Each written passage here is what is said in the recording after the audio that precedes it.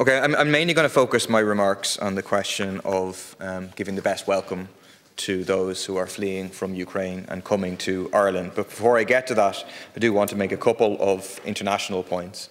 One is, does the Irish government have a position on the call from large trade unions in Ukraine, social movements, for the cancellation of Ukraine's odious debt? It's immense. The foreign debt stands at $125 billion. The debt servicing expenditure is 12% of all state budgetary expenditure. In the appeal, they make the point that chaotic borrowing and antisocial debt conditionality was a result of total oligarchisation.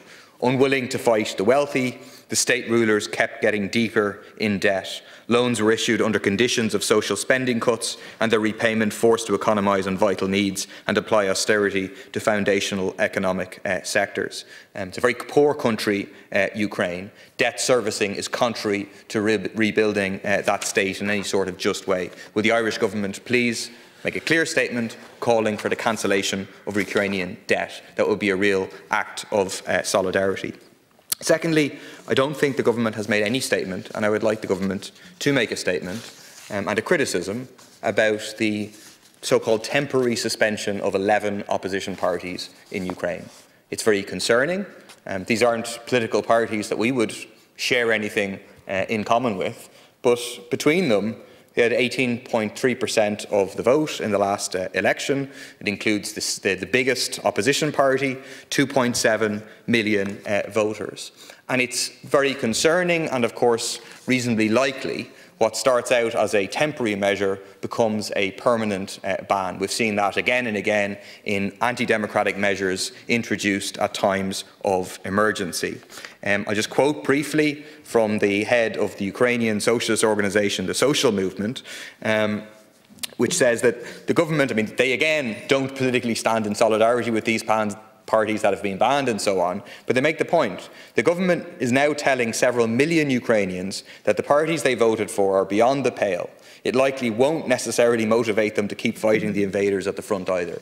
In other words, it undermines the struggle against the Russian invasion to send such a message, and we need a statement by the government opposing this undemocratic measure. The final point is, in terms of education issues, that the government needs to step up and provide the funding for schools so that they can welcome in the new intake of Ukrainian children who have had to flee war.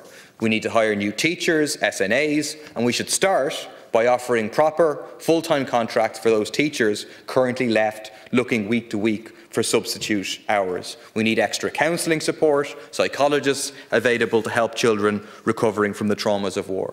There are many empty buildings near our schools, particularly church-owned buildings, which should immediately be brought into public ownership and used to expand facilities. These people need support.